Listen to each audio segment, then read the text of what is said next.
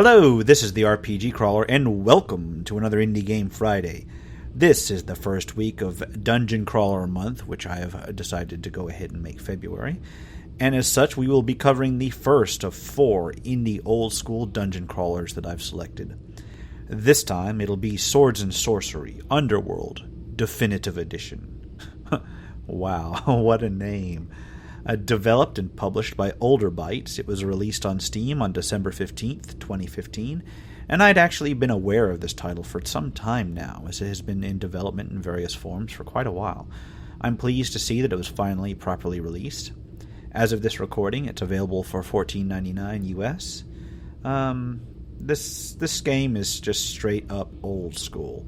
It has an almost pen and paper feel to it, really, at least in the beginning. Many of the menus and inventory screens throughout the game make it seem like you're looking directly at a proper handwritten character sheet while sitting at a table with a bunch of friends. The artwork has a kind of comic book style that is kind of almost reminiscent of the early D&D art. It's rendered in static screens with no real animation, but it's nice enough and it serves the purpose for which it is intended. There are pre-constructed characters available to form a well-balanced party of 6, as well as a character creation system that will let you create other characters based on your preference. You can select the portrait, detail the various attributes. It's not as super detailed as some modern role-playing games, but it is robust enough for the game at hand, and really sort of infinitely preferable to some of the older games I've played of similar design. Gameplay itself is largely in a step-based, 3D rendered grid style reminiscent of Might and Magic and the Bard's Tale series. Indeed, the game plays largely like a Might and Magic clone, with touches of other games thrown in. So if you're a big fan of that particular series, especially the older entries, I imagine you might already be sold on this particular game. The combat system is interesting. It is turn-based, initiative-based, with each character taking their own turn. There are a lot of tactical choices to make. Characters can only attack if they're in melee reach, but, they can only attack with melee weapons if they're within reach. But you and the enemy can both change just how many characters are within melee reach at any one time by advancing or falling back in combat, which can only be done by the party leader or the leader of the monsters. Advancing opens up more party slots to melee range, while falling back decreases these slots available. There is a limit. Eventually you hit the back of a wall, so to speak, and that's usually when nobody is within melee range of anybody and everybody has to use ranged weapons or spells. An easy-to-reference shading of the portraits of the party members will tell who can attack with melee weapons and who has to rely on those ranged weapons. Individual members can shuffle with themselves within the party structure itself with various commands, which is about as dynamic a system as you can ask for this type of game. Combat itself is old-school challenging and will take some getting used to. Characters who take enough damage fall unconscious before being killed, which is a good point, but several times at low levels I had 2 enemies attack a character and immediately knock them out, and then kill them before I could do anything. More than a few times, I hit my own characters with a critical fail on my ranged attacks, killing them and or knocking them out.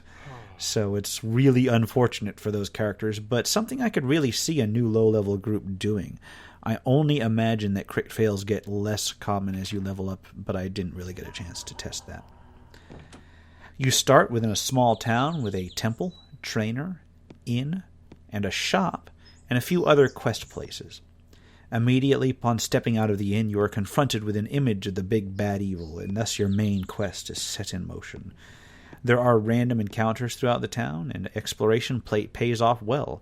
In that, it really does feel like many a Might and Magic game of years past, where you are best served exploring in the starting city and really getting to really grinding your levels out there and picking up whatever hidden treasures you could before you even thought about going out into the wilds.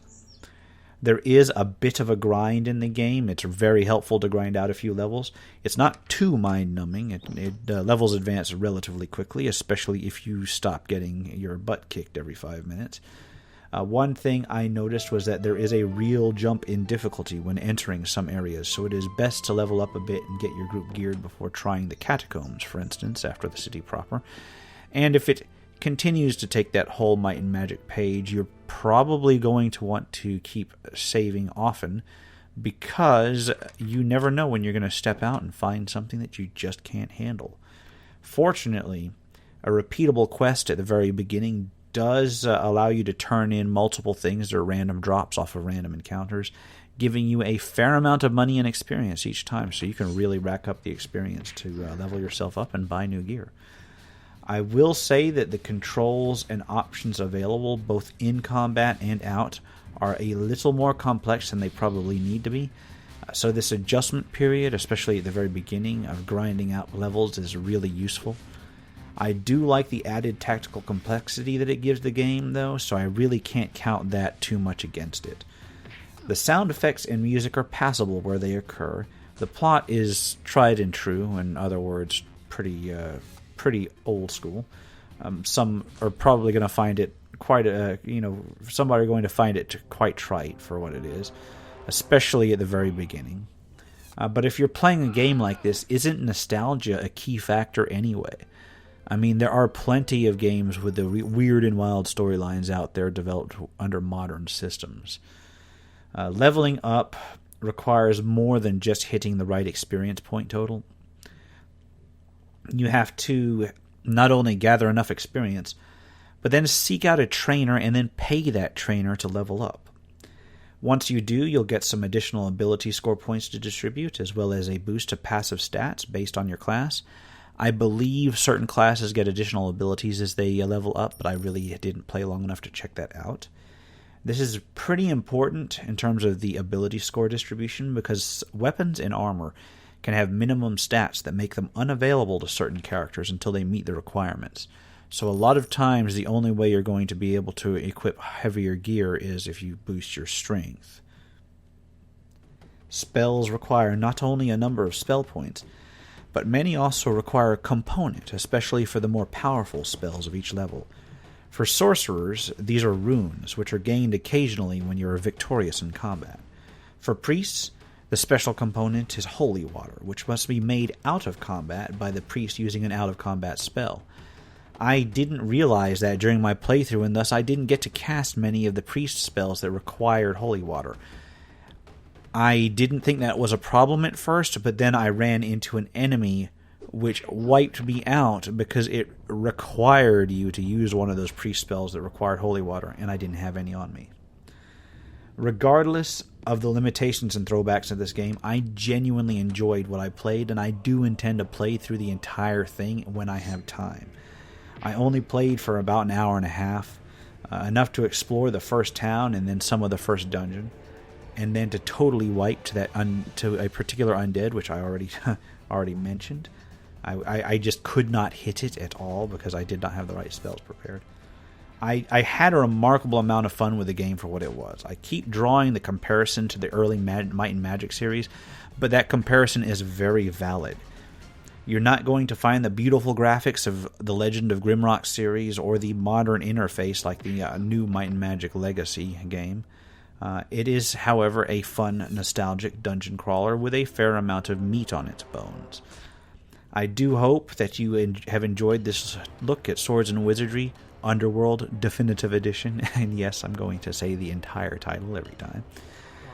Do keep an eye out for more dungeon crawlers on Indie Game Friday this month, and of course I will put the description for a link to the game purchase site in the description below. For now, this has been the RPG Crawler. If you like what you've seen, remember to hit that like button, leave a comment, and subscribe for more RPG content. Until next time, take care and goodbye.